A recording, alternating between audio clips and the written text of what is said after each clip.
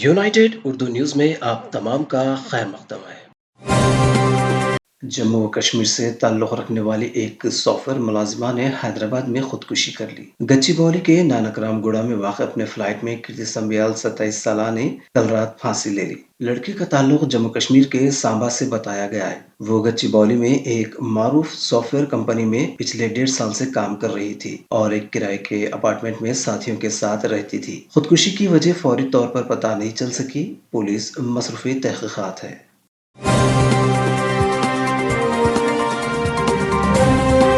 हमारी हिम्मत अफजाई के लिए इस चैनल को सब्सक्राइब करिए, वीडियो को लाइक करिए और शेयर करिए।